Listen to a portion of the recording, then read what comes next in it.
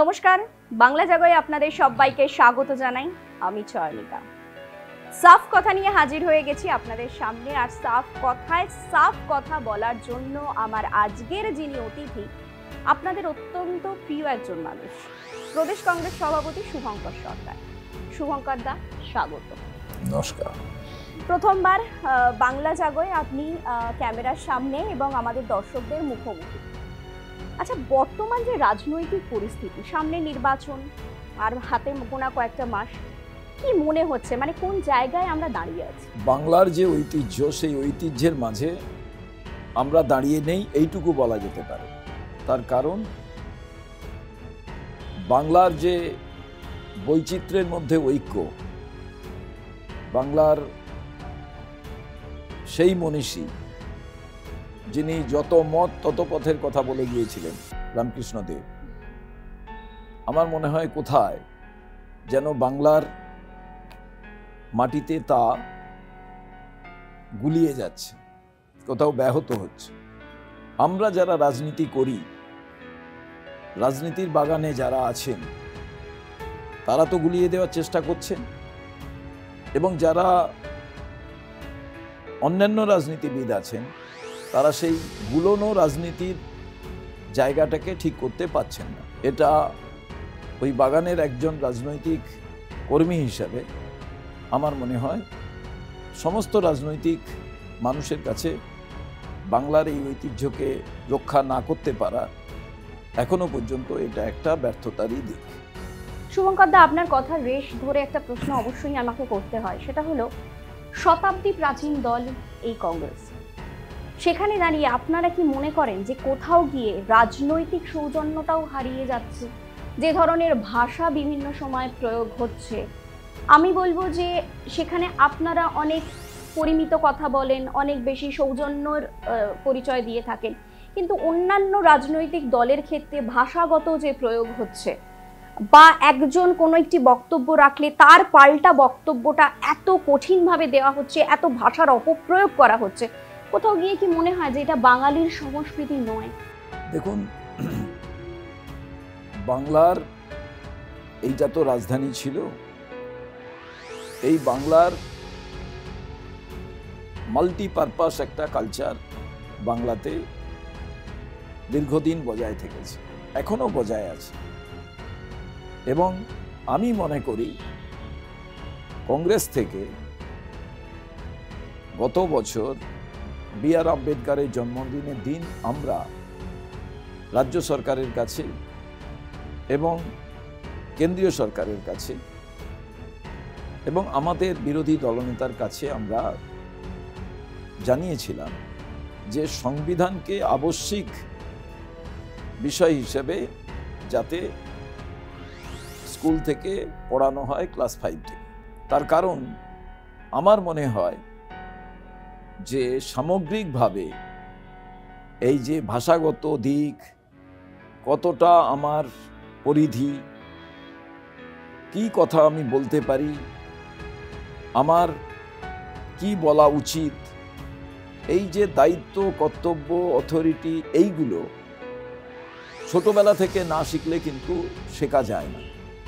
আমি বলছি না যারা এই আনপার্লামেন্টারি কথা বলেন, যারা সংবিধান বহির্ভূত কথা বলেন, যারা বিভিন্ন রকমের আজে বাজে কথা বলেন, এগুলো তারা সজ্ঞানে নিজেদের টিআরপি বেশি বৃদ্ধি করার জন্য বলেন, না তাদের না জানার কারণে। আমি তো বলতে পারি না শিক্ষা দীক্ষা নেই সে কারণে, কিন্তু কোথাও যে একটি মানুষের তার ডিউটি কি, তার অথরিটি কি, তার পরিধি কি, তার রেসপন্সিবিলিটি কি, তার লাইবিলিটি কি, সেইটা যদি সম্যক জ্ঞান থাকে, তাহলে তিনি যা ইচ্ছে তাই বলতে পারেন, যা ইচ্ছে তাই করতে পারেন।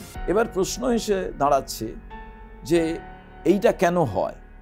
প্রচার মাধ্যমের এত রিফ্লেকশন, সেই রিফ্লেকশনের আলোটা আজকাল পেতে চান বহু মানুষ।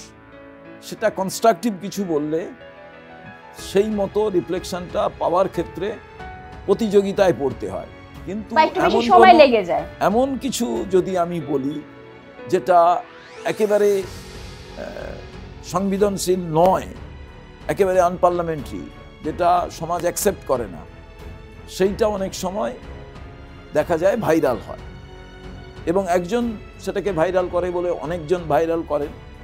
তাই দেখবেন এমন কিছু কথা নিয়ে সারাদিন বিভিন্ন মিডিয়াতে দেখান। আমি বলছি না যে কোনো খারাপ জিনিস মিডিয়াতে দেখাবে না, কিন্তু ভালো যে বিষয়টা সেটা ওই দুটোর যে রিফ্লেকশনে চাপা পড়ে যায়। ঠিক। আচ্ছা, একটুখানি আবার রাজনীতিতে ফিরি। সেটা হচ্ছে সামনে যেহেতু নির্বাচন, বিধানসভা নির্বাচন আসন্ন, হাতে গোনা কয়েকটা মাস বাকি রয়েছে, বিভিন্ন প্রচার শুরু হয়ে গেছে, বিভিন্ন এজেন্ডা সামনে রেখে বিভিন্ন দল এগোচ্ছে। সেই জায়গায় দাঁড়িয়ে জোট করবেন, জোটের পথে হাঁটবেন? আপনাদের আমি আজ একটা কথা বলি, সেটা হচ্ছে বাংলায় মানুষ কি চায়। বাংলায় মানুষ প্রথম যে জিনিসটা চায় সেটা হচ্ছে বাংলার উন্নয়ন। ঠিক। বাংলায় শিক্ষা, স্বাস্থ্য, কৃষি, শিল্প এর সমন্বয়ে বাংলা তার দীর্ঘদিনের ঐতিহ্যকে বজায় রেখে চলেছিল।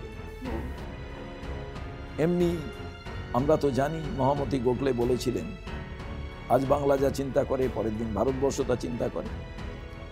সেই বাংলার মাটিতে কংগ্রেস যতদিন ছিল ততদিন পশ্চিম বাংলার সেদিনের যে অর্থনীতি, সেই অর্থনীতিটা নির্ভর করে কিসের উপরে? শিল্পের উপর, প্রোডাক্টিভ যে চিন্তাধারা তার উপরে।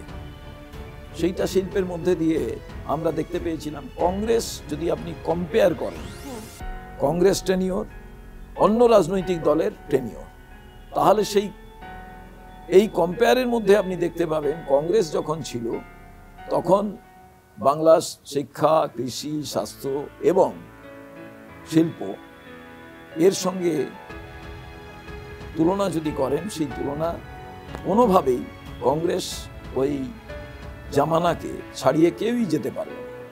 এর প্রধান দুটো কারণ যদি আপনার কাছে আমি তুলে ধরি। কংগ্রেসের সময় যে শিল্প ছিল, সেই শিল্পগুলো আজকে সব বন্ধ হয়ে গেছে। আজকে কোনো কারখানার আজকে আর চিমনি থেকে ধোঁয়া বেরোচ্ছে না।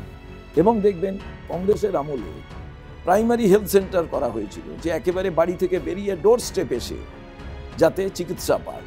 আজকে সেটা নেই।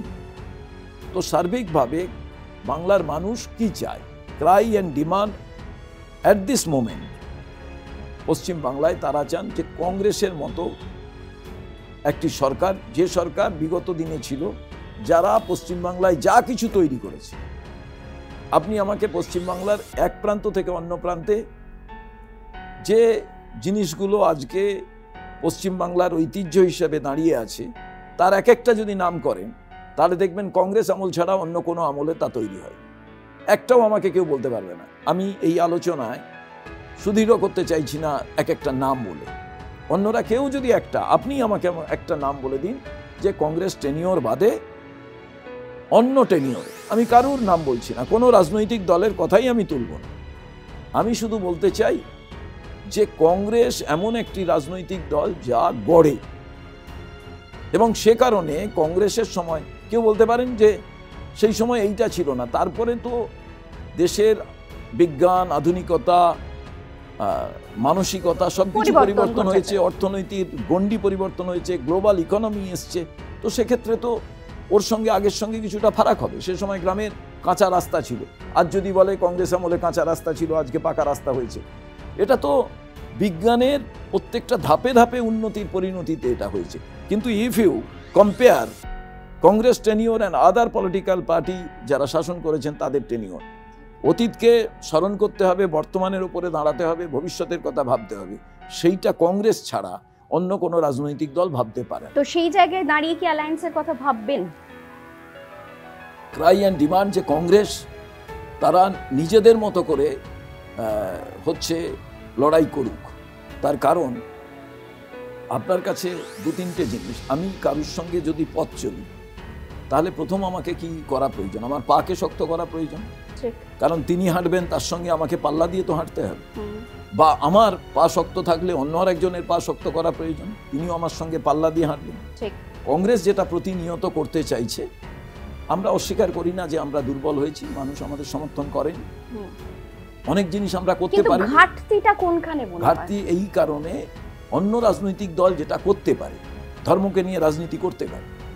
অন্য রাজনৈতিক দল দুম করে সংবিধানের বহির্ভূত কোনো কথা বলতে পারে। কংগ্রেসের কাছে সমস্যা হচ্ছে যে আমরা জওহরলাল নেহরুর ওই কথাকে স্মরণ করতে পারি যে রাষ্ট্র নেতার কোনো মন্দির উদ্বোধন, মসজিদ উদ্বোধন, গির্জা উদ্বোধন, গুরুদ্বারা উদ্বোধন কাজ নয়। রাষ্ট্রনেতার কাজ একটা শিল্প স্থাপন করা, এবং রাষ্ট্রনেতা এটাই ভাববেন যে এই শিল্পটাই আমার মন্দির, এই শিল্পটাই আমার মসজিদ, এবং এই শিল্পের ভেতরে যে টেকনিশিয়ানরা আছে এরাই পুরোহিত, এরাই মৌলবী। এই শিল্পের ভেতরে যে র মেটেরিয়াল আসবে সেটাই আমার ফলমূল, আর এই শিল্প থেকে যে বাই প্রোডাক্ট তৈরি হবে, সেই বাই প্রোডাক্ট বা যে প্রোডাক্ট তৈরি হবে সেই প্রোডাক্টটা হচ্ছে আমার নৈবেদ্য, আমার প্রসাদ। কে ভারতবর্ষে চিন্তা করেছে? এই ফিলোসফি কার আছে? সেক্ষেত্রেই আজকে ইয়াং জেনারেশন তারা আজ সাফার করছেন।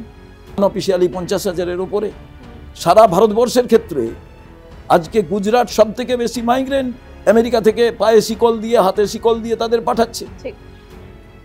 তাহলে কোথায়? কংগ্রেসের আমলে তো এসব কিছু হয়নি। কংগ্রেস জামানার সময় তো এই ঘটনা কোথাও ঘটেনি।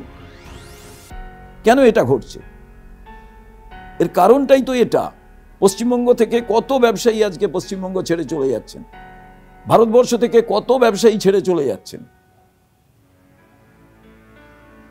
তাহলে একটা কথা বলুন শুভঙ্কর দা, মানুষের ধ্যান ধারণা, দেখুন আমি সময়ের সঙ্গে সঙ্গে নিজেকে বদলাবো, এটা খুব স্বাভাবিক ঘটনা, কিন্তু কোথাও গিয়ে মানুষ কি ঐতিহ্য, তার কৃষ্টি, তার সংস্কৃতি, আমরা যতই বাঙালি হিসেবে বলি না কেন, কোথাও সেখান থেকে কি একটুখানি ডাইভার্সন তাদের হয়ে গেছে? তার কারণ আমরা কিন্তু জানি এখনো পর্যন্ত যে আজ কংগ্রেসের কি ইতিহাস রয়েছে, তাদের সময় কি হয়েছে, কিন্তু কোথাও গিয়ে তারা কি মানুষের ধ্যান ধারণা, ভাবনার এতটা পরিবর্তন এসেছে যে তারা তাদের কৃষ্টি সংস্কৃতি ভুলে যাচ্ছে, ঐতিহ্যকে তারা আপন করতে চাইছেন না, একটা কোনো চটকদারিতার মধ্যে নিজের গা ভাসাতে চাইছে। এটা বিষয় নয়, সবটা ইনস্ট্যান্ট কফি। আমার ইন্টারভিউ শুরু হওয়ার আগে আমরা কি বললাম? তাড়াতাড়ি দাও, কফি দিয়ে দাও। জানে জল দিতে হবে, কফি দেবে, ইনস্ট্যান্ট কুইক হয়ে যাবে। সেই ক্ষেত্রে এই যে ইনস্ট্যান্ট একটা জিনিস, এই জিনিসটা যারাই ক্ষমতায় থাকছেন সেখানেই সমস্যা তৈরি হচ্ছে। আপনি গ্রামার মেনে যদি চলেন, রাস্তায় ধরুন চলছেন, আপনি একটা গাড়ির পেছনে আছেন, ওই গাড়ি এগোবে, আপনি যাবেন, এটাই রুল। ট্রাফিক ছাড়বে, সিগন্যাল হবে, তবেই আপনি যাবেন। আপনি সিগন্যালটা মানলেন না, চলে গেলেন, গিয়ে আগে দাঁড়িয়ে গেলেন, আপনি আগে বেরিয়ে যেতে পারেন, কিন্তু আপনি মানলেন না। এই যে না মানার পদ্ধতিটা শুরু হলো, এটাই আজকের দিনে ভারতবর্ষে, which was started by Congress 1952 ভোটদানের মধ্যে দিয়ে, নাও এটা ডিস্ট্রয় হচ্ছে। যে নির্বাচন কমিশন আমরা তৈরি করেছিলাম, যেটা sanctity of the election commission, now it is destroy. Day by day it is destroying. এই যে কারণটা কি? কারণ আপনি যদি এই গ্রামারটা না মেনে এগিয়ে যান, আপনি চলে যেতে পারবেন। সবাই ওই পদ্ধতি কায়েম করছে। যে কোনো দিন, এভরি ডে আপনি দেখবেন, আপনিও রাস্তায় যখন যাচ্ছেন, আপনি যদি গ্রামার মানছেন, আপনি পেছনে থাকবেন। তার কারণ রুল অফ দ্য রোড বা রুল অফ দ্য ল যেটা হচ্ছে সেটা মানছে না। এবার কংগ্রেস থাকার সময় অনেকে বলবে, কংগ্রেস কি সব এজেন্সিগুলোকে সঠিকভাবে ব্যবহার করেছে? কংগ্রেস কি সরকার চালাবার জন্য এই কাজটা করেছে? কংগ্রেস যদি কোথাও কোনো গ্রামার ভেঙে থাকে, ব্যাকরণ ভেঙে থাকে, তাও সেটা নেগলিজেবল ছিল। আর আজকে গ্রস মিস্টেক, একেবারে এই সিস্টেমটা, গ্রামার ভাঙাটা আজকাল আর ভাঙার বলে কোনো পন্থা নেই। যে কোনো জিনিসে আপনি যদি বিশ্লেষণ করেন, দেখেন, তাহলে প্রতিনিয়ত, আমার ইন্টারভিউ নেওয়ার প্রয়োজন নেই, কারণ নেওয়ার প্রয়োজন নেই। Everyday life, when you are on the road, easily you can understand what is going on in the state, in our country. বেশ, 2026 সালে আপনাদের এজেন্ডা কি? কোন বিষয়কে সামনে রেখে আপনারা এগোতে চাইছেন? আমরা ইয়াং জেনারেশনকে বলবো যে যা যা জিনিস দেখছেন আপনারা, যে নদীটা পেরোচ্ছেন, যে ব্রিজটার উপর দিয়ে, যা কিছু দেখছেন এটা কিন্তু কংগ্রেসে, বেশ, তারপরে বাকিরা কেউ কিছু করতে পারে। সেই বিষয়টাকে এস্টাবলিশ করবার কি পরিকল্পনা নিয়েছে? আমরা আমাদের যতটুকু প্রচার মাধ্যম তার মাধ্যম দিয়ে করব, কারণ আজকাল প্রচার মাধ্যম সবকিছুই মানি ওরিয়েন্টেড। সেক্ষেত্রে কংগ্রেসের কাছে এত বিপুল অর্থ নেই যে কালকে সোশ্যাল মিডিয়া পুরো কন্ট্রোল করে দেবে, মিডিয়া হাউস পুরো কন্ট্রোল করে দেবে, তাদের পুরো অ্যাড দিয়ে দেবে, সমস্ত কিছু। এটা কংগ্রেসের কাছে সম্ভব নয়। তো যারা এটাকে করতে পারবে ঠিক আছে, কিন্তু তা বাদে আমরা এই ন্যারেটিভটাই মানুষের কাছে বলতে চাই যে আপনি যদি দেখা যায় যে প্রোডাক্টিভ কোনো চিন্তা ভাবনার মধ্যে না আসেন, শুধু সার্ভিস সেক্টরের মধ্যে দিয়ে কিছু হবে, আর সেইটা কংগ্রেস ছাড়া ভাবনা অন্য কারণ নেই। এই কারণে মনে করে কংগ্রেস যে আগামী দিনে বাংলার ইয়াং জেনারেশন তারা কিন্তু শুনবেন। তারা কংগ্রেসকে দেখেছেন, তারা লেফটকে দেখেছেন, তারা তৃণমূলকে দেখলেন, তারা বিরোধী দল হিসাবে বিজেপিকে দেখলেন, কেন্দ্রে বিজেপি সরকারকে দেখলেন। এই পুরো কম্পেয়ারটা করতে পারলে কিন্তু এর মানে মাঝখানে আপনি দেখবেন নির্বাচনটা আজকাল যেটা হয়, তো নির্বাচন কমিশন নিজের তো কোনো ইনফ্রাস্ট্রাকচার নেই। কেন্দ্রীয় সরকার রাজ্য সরকারের ইনফ্রাস্ট্রাকচারে ওনারা ভোট পরিচালনা করেন। তারপরেও তাদের কাছে আমরা অভিযোগ করতাম, কোনো সময় তারা শুনতেন না, আলাদা ব্যাপার। কিন্তু স্বয়ং নির্বাচন কমিশন, আমি লুট শুধু বলবো না, অকুপাই হয়। সেই টোটাল বিষয়টাই নির্বাচন কমিশনের সঙ্গে কেন্দ্রীয় সরকারই যুক্ত হয়ে তারাও এই ভোট অকুপাই করার, চুরি করার খেলায় যুক্ত। এটা একটা নজিরবিহীন ঘটনা। যে ক্ষেত্রে 2019-এর নির্বাচন মানুষ ভেবেছিলেন কংগ্রেস আসবে, কংগ্রেস আসতে পারলো না। সবাই ভাবলো ঠিকই আছে, রাহুল গান্ধী ব্যর্থ। রাহুল গান্ধী ব্যর্থ নয়, মানুষ রাহুল গান্ধীকে ভোট দিয়েছিলেন, কিন্তু রিফ্লেকশন আলাদা। এইবার সারা বিশ্বের সভ্য দেশে ইভিএমে ভোট হয় না, এখানে হচ্ছে। সুব্রমণিয়াম স্বামী, তিনি তো কংগ্রেসের নয়, কংগ্রেসের বিরুদ্ধে কেস করেন, তিনি চিল্লাচ্ছেন, বলছেন। এইরকম বহু মানুষ বলছেন, বিশিষ্ট বিজ্ঞানীরা বলছেন, কিন্তু নির্বাচন কমিশন কোনো কিছু শুনতে নারাজ। হরিয়ানার ভোট হলো, মহারাষ্ট্রের ভোট, কর্ণাটকের একটা পার্লামেন্টের ভোট, লাস্ট বিহার।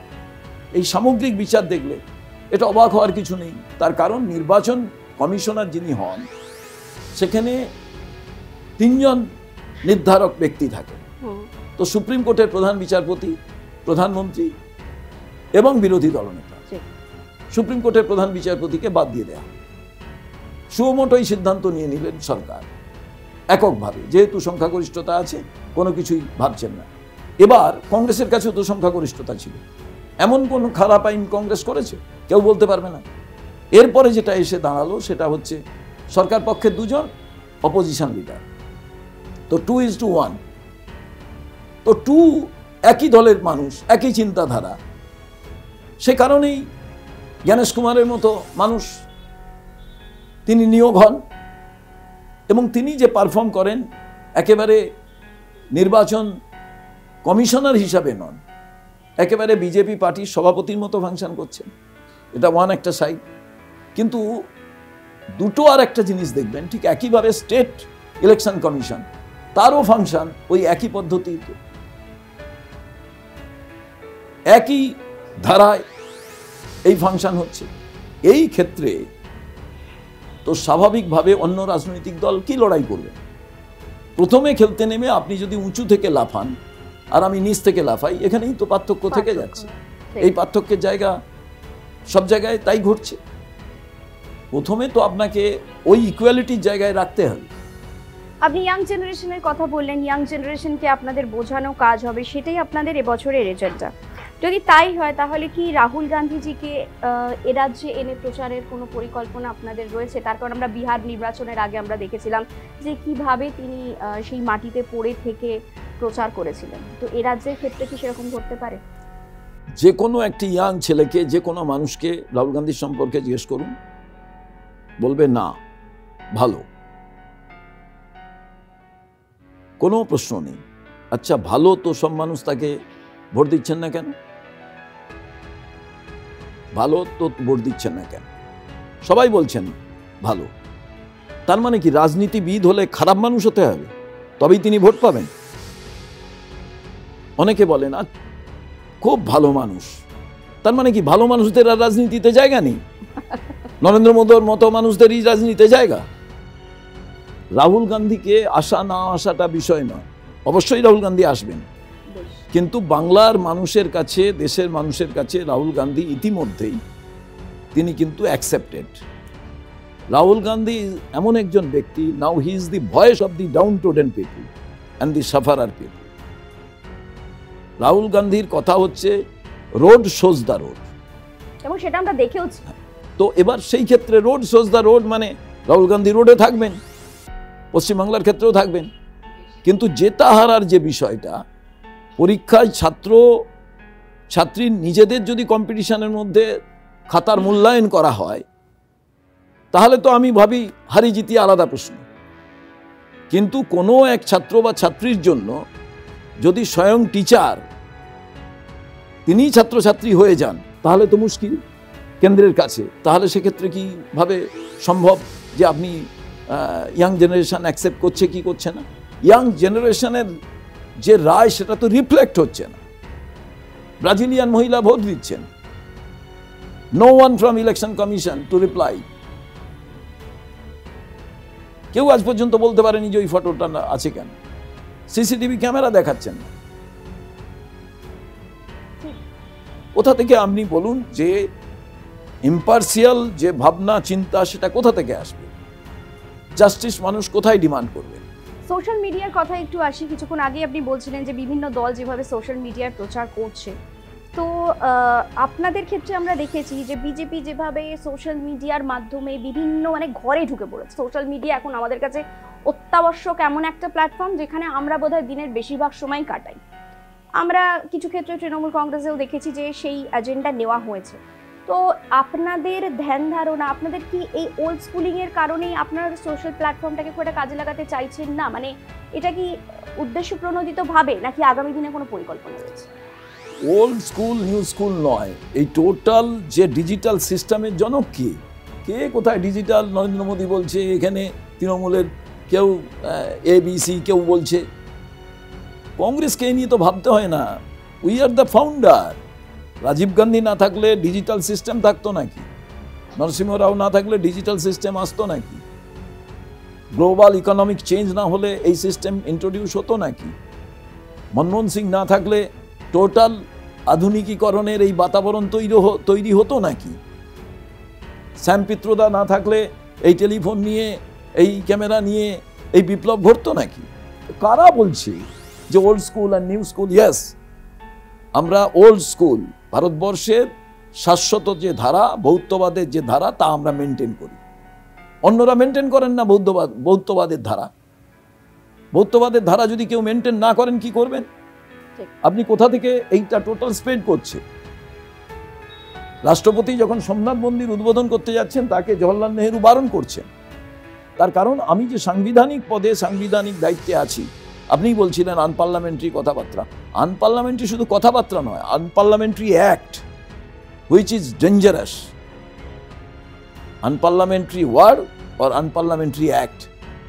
এই যে দুটো ঘটনার কথা আপনি বললেন, তো আপনার কি মনে হয় যে সব রাম মন্দিরও তাইভাবে হয়েছে, সরকারি প্যাট্রনেই হয়েছে। ছুটি ঘোষণা করে দিয়েছিল সরকার, কেন্দ্রীয় সরকার। কংগ্রেস প্রতিবাদ করেছে সবাই যে no, this is not your duty. আসল মূল কথাটা হচ্ছে ভারতবর্ষের সংবিধানটা পড়েনি।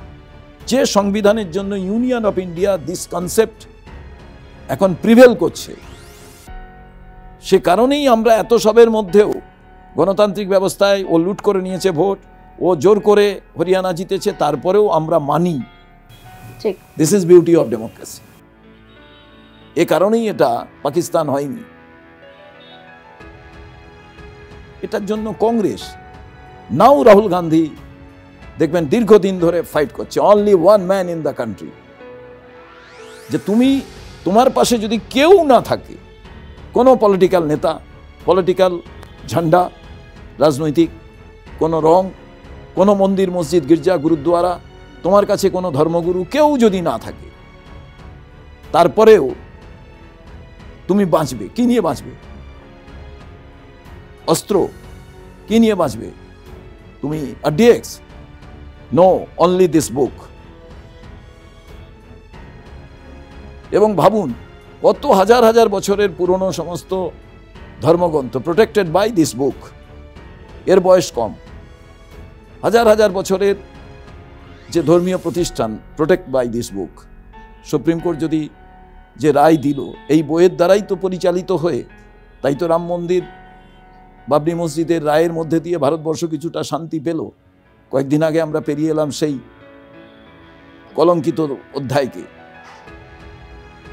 তো এটাই হচ্ছে মূল নির্যাস। সেইটা যারা মানে না তারা সোশ্যাল মিডিয়া লিখে ফেলবে, কালকে ক্ষমা চাইবে, কালকে বলবে আচ্ছা ওটা ঠিক নয়। এটাই স্বয়ং প্রধানমন্ত্রী ইনসাইড দি পার্লামেন্ট বঙ্কিমচন্দ্র চট্টোপাধ্যায়কে বঙ্কিম দা বলছেন। সারা ভারতবর্ষের মধ্যে দাঁড়িয়ে সব মানুষকে, আর পশ্চিমবাংলার প্রত্যেকটি বুদ্ধিজীবী সবাইকে আজ রাস্তায় নামা দরকার ছিল। নেমেছেন কেউ? আপনাদের কোনো পরিকল্পনা? হ্যাঁ, আমরা তো প্রতিবাদ করেছি। এটা তো যেদিন প্রথম হয় সেদিন আমি প্রথম সোশ্যাল মিডিয়ায় বলুন ডিজিটাল সিস্টেমে প্রতিবাদ করেছি। গতকাল আমরা বলার সঙ্গে সঙ্গে আমাদের দক্ষিণ কলকাতায় মিছিল করে প্রতিবাদ হয়েছে, আপনারা দেখেছেন। কংগ্রেস তার শক্তি সামর্থ্য নিয়ে অন্যায়ের বিরুদ্ধে প্রতিবাদ করে। শুভঙ্কর দা, শুধুমাত্র যে দেশের প্রধানমন্ত্রী নরেন্দ্র মোদীজি দাঁড়িয়ে সংসদে এরকম স্টেটমেন্ট কোট করছেন যে তিনি বন্দে মাতরমের কথা বলতে গিয়ে একেবারে পাড়ার দাদার মতো করে সম্বোধন করছেন বঙ্কিমচন্দ্র চট্টোপাধ্যায়কে, এমন তো নয়। মধ্যপ্রদেশের মুখ্যমন্ত্রীকে আমরা একই কাজ করতে দেখেছি। কেউ বলছেন শান্তিনিকেতনে জন্মেছেন রবীন্দ্রনাথ ঠাকুর। মানে এটা কি ইচ্ছাকৃত? মানে কি মনে হয় আপনাদের? মানে সত্যি তারা বাংলার সংস্কৃতি সম্পর্কে অবগত নন? তাহলে কেন কথা বলেন? আর যদি অবগত হয়ে থাকেন তাহলে কি এটা ইচ্ছাকৃত?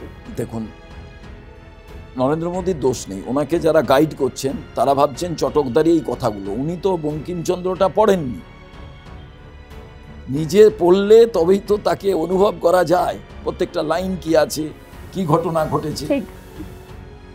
কয়েকদিন আগে আপনি দেখলেন যে রবীন্দ্রসঙ্গীত গাওয়ার জন্য আমাদের লোকেদের আসামে জেল হলো। আমার দেশের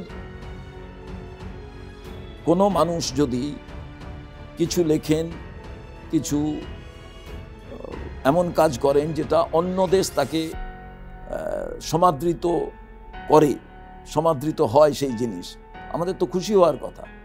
আমার দেশের কৃতি সন্তানের লেখা কোনো গান বা কবিতা অন্য দেশ তাকে জাতীয় সঙ্গীত করেছে, খুব ভালো। আমি সেটা গাইতে পারবো না, কোন আইনে আছে? এক, জনগণমনকে ক্রিটিসাইজ করলেন যে কর্ণাটকের এক প্রাক্তন স্পিকার, তিনি করলেন, জেল ফেল কিচ্ছু হলো না। তার কারণ রাজা রামমোহন রায়কে বলা হচ্ছে তিনি ব্রিটিশদের দালাল। তার কারণ আরএসএস জাতীয় পতাকা তুলেছে 52 বছর পর। আরএসএস দ্বারা বিজেপি পরিচালিত। আবার এই আরএসএস দের কাছে আমাদের এই রাজ্যের শাসক দল তারা পৌঁছে যান, তাদেরও স্কুলিং ওখান থেকে কিছুটা। এবার দুঃখের বিষয়, পার্লামেন্টের ভেতরে এই কথা যখন বলছেন one by one, Priyanka Gandhiji যখন তুলে ধরছেন, আরো অনেক সাংসদরা তুলে ধরেছেন, তার উত্তর কিন্তু কারুর কাছে নেই। এইটা কেন? কারণ হচ্ছে ভারতবর্ষের নানা ভাষা, নানা মত, নানা পরিধানের যে বৈচিত্র্য, ভারতবর্ষের মাটিতে যে বহুত্ববাদ, সেই বহুত্ববাদটাকে খতম করে দাও। তার কারণ মনুবাদী চিন্তাধারার দ্বারা ভারতবর্ষকে চালিত করো। কারণ আমার কাছে স্বাধীনতা সংগ্রামী নেই, অতএব স্বাধীনতা সংগ্রামের সেই ইতিহাস আমি নষ্ট করে দিলেই আমাকে কেউ আর কম্পেয়ার করবে না। আমি কত ধার করে চালাবো? আমি সর্দার বল্লভভাই প্যাটেলকে ধার করলাম, সে আরএসএসকে ব্যান করেছিল, তো ওর পরেও আমি তাকে ধার করলাম। তার কারণ আমাকে জওয়াহরলাল নেহরুকে কন্ডেম করতে হবে। আমি রবীন্দ্রনাথ আমাদের প্রভিন্সিয়াল কংগ্রেসের সভাপতি ছিলেন, নিচে যে আমাদের বোর্ড আছে দেখুন সেখানে লেখা আছে, রবীন্দ্রনাথকে ত্যাগ করতে হবে, রবীন্দ্রনাথের সব কবিতাকে দেশদ্রোহী হিসাবে দেখতে হবে। তাই আমি বন্দে মাতরম বঙ্কিমচন্দ্র চট্টোপাধ্যায়কে চেনে নিয়ে এলাম। কিন্তু আমি তো জানি না কিছু, তাহলে আমি কি বলবো? আমি বঙ্কিম দাই বলবো? আমি নেতাজি সুভাষচন্দ্র বসুকে ছোট করে দেখাতে হবে। যতই মানুষকে বোঝাবার জন্য আমি নেতাজির মতো টুপি পরি না কেন, কিন্তু নেতাজির চিন্তাধারার যে প্ল্যানিং কমিশন তাকে আমি চেঞ্জ করে নীতি আয়োগ করলাম, নেতাজির নামে বন্দরকে চেঞ্জ করে শ্যামাপ্রসাদের নামে বন্দর করলাম, যে শ্যামাপ্রসাদকে তার যে ডিস্ট্রাকটিভ চিন্তাধারা ছিল সেইটাকে নেতাজি সুভাষচন্দ্র বসু কোনো সময় পছন্দ করতেন না। বাংলা দুটো ভাবে, নেতাজিকে গ্রহণ করবে না শ্যামাপ্রসাদকে গ্রহণ করবে, তো বাংলা নেতাজিকে গ্রহণ করবে। তো তাহলে নেতাজিকে মুছতে হবে ধীরে, যতই স্ট্যাচু বানাই না কেন দিল্লিতে, লোক দেখান্তি বিষয়। কিন্তু বাস্তবিক যে আমি পুরো চর্চা থেকে বাদ দিয়ে দেওয়ার যে বিষয়, এই যে প্রবণতা, এই প্রবণতাটা অন্য কিছু নয়। এই প্রবণতাটা হচ্ছে একটাই বিষয়, মনুবাদী চিন্তাধারাকে হচ্ছে সব জায়গায় প্রয়োগ করা। এবং সেই কারণে আপনি দেখবেন যে পশ্চিমবাংলায় আমার তো এটাই মনে হয়, আর যারা রাজনৈতিক দল যেভাবেই হোক না কেন, বিজেপির কোনোভাবে আসার কোনো অধিকার নেই। আজকেও আপনি দেখবেন গতকাল থেকে শুরু হয়েছে মালকানগিরিতে, সেই বিধানসভায় আমি 100 বার গেছি, উড়িষ্যার যখন আমি ইনচার্জ থেকেছি। একসময় সেখানে বাঙালি এক বিধায়ক ছিলেন, ওবার তিনি উদ্বাস্তু হিসাবে ওখানে এসে তারা বসবাস করেছিলেন। এন সরকার, মানে এন দিয়ে নাম। এইবার আজকে সে জায়গায় বাঙালিদের মারছে, আদিবাসী বাঙালিদের মধ্যে গোলমাল। অ্যাডমিনিস্ট্রেশন কি করছে? হতেই পারে দুটো সম্প্রদায়ের মধ্যে, দুটো গোষ্ঠীর মধ্যে লড়াই কোনো সময় যদি ঘটেও থাকে। কেন এটা ঘটবে? কি কারণে ঘটবে? কারণটা কি? তো অন্যতম বিরোধী দল হিসেবে আপনাদের কি এরকম কোনো প্রস্তাব করার কথা বা কোনো পরিকল্পনা রয়েছে রাজ্য সরকারকে? প্রচুর তো করেছি, সংবিধান চালু করার জন্য ক্লাস 5 থেকে বলেছিলাম, এখনো তো পর্যন্ত করেননি। প্রেয়ারের সময় বলেছিলাম সংবিধান প্রস্তাবনাটা পাঠ হোক, প্রেয়ারের পর 5টা লাইন 10টা লাইন পাঠ হোক, এই সবে চিঠি দিয়েছি। আপনি যে আপনার ভাষা অন্য জায়গায় সমাদৃত হচ্ছে না, যতই আমি খারাপ ডাক্তার হই না কেন, আপনার যখন যন্ত্রণা হবে আমাকে তো মেনে নিতে হবে। আপনি যতই হিন্দুত্ব করুন না কেন, মুসলমান ডাক্তার যদি খুব ভালো হন তার কাছে তো আপনাকে যেতেই হবে বাঁচতে হলে। যতই আপনি হিন্দু বিরোধী হন, হিন্দু ডাক্তার যদি হয় তার কাছে তো আপনাকে যেতেই হবে। তো কোয়ালিটির বিচার তো কোথাও হচ্ছে না। আপনি ভাবুন, মন্দির মসজিদ নিয়ে এত তোলপাট, বিধানসভার ভেতরে আলোচনা হয়ে গেল সরস্বতী পুজো নিয়ে, অথচ সরস্বতীকে পাঠ করে যারা শিক্ষিত বেকার মুসলমান বাড়ির, হিন্দু বাড়ির, তাদের জন্য তো কেউ একদিনও মিছিল করেনি। এই হিন্দুরা এবং মুসলমানরা, এদের বাড়িতে বেকার নেই ছেলেমেয়েরা, এদের জন্য একদিনও আপনি আওয়াজ শুনেছেন? সরকার পক্ষ, বিরোধী সরকারি দল, কেন্দ্রীয় সরকার, এনি এজেন্ডা? নো। তো কংগ্রেস মনে করে Congress only the voice to save this peoples. আমরা একদম অনুষ্ঠানের শেষ পর্যায়ে শুভঙ্করদার কাছে আমার শেষ প্রশ্ন, সেটা হচ্ছে এখনো পর্যন্ত বিধানসভায় আপনারা শূন্য, সেই ফাঁড়া কি এবার কাটতে বলে মনে করছেন? তার কারণ আপনাদের সমস্ত পরিকল্পনা তুলে ধরার জন্য বিধানসভা এমন একটা প্ল্যাটফর্ম যেখানে বিভিন্ন বিষয় নিয়ে আলোচনা হতে পারে। আমি তো মনে করি কংগ্রেস যতটা এর জন্য হচ্ছে আজকে পেছনে আছে, তার থেকে বাংলার মানুষ পেছনে চলে গিয়েছে। কারণ শোষিতের সমস্যা, নিপীড়িতের সমস্যা, কংগ্রেস হতো সবসময় আওয়াজ। কংগ্রেসের প্রতিনিধি নেই, এইসব লোকের কথা বলার মতো কেউ নেই। কংগ্রেসের প্রতিনিধি থাকার জন্য কংগ্রেসের যতটা না ব্যস্ত হওয়া প্রয়োজন, তার থেকে বাংলার মানুষের অনেক বেশি সজাগ সচেতন হওয়া প্রয়োজন। নিশ্চয়ই আমরা নেই কোনো একটা রাজনৈতিক দৃষ্টিকোণ থেকে। বাইনারি পলিটিক্স একটা বড় গুরুত্বপূর্ণ বিষয়। তার কারণ আপনি যখন কাউকে কিছু বোঝাবেন, দেখবেন প্রথমেই মানুষের ব্যাড টেস্টের প্রতি হচ্ছে আকর্ষণ বেশি হয়, কিন্তু এই লড়াইটা চলতে থাকে, আলটিমেটলি ব্যাড টেস্ট লংজিভিটি থাকে না। কিন্তু আজকে আমাকে বলুন, কংগ্রেসের প্রতিনিধি নেই বলে all this are happening in Bengal. অনেক ধন্যবাদ শুভঙ্করদা আমাদের এতটা সময় দেওয়ার জন্য। আজকের মতো সাফ কথা এখানেই বিদায় নিচ্ছি। দেখা হবে অন্য কোনো এপিসোডে অন্য কোনো বিশেষ অতিথির সঙ্গে। আপনারা দেখতে থাকুন বাংলা খবর।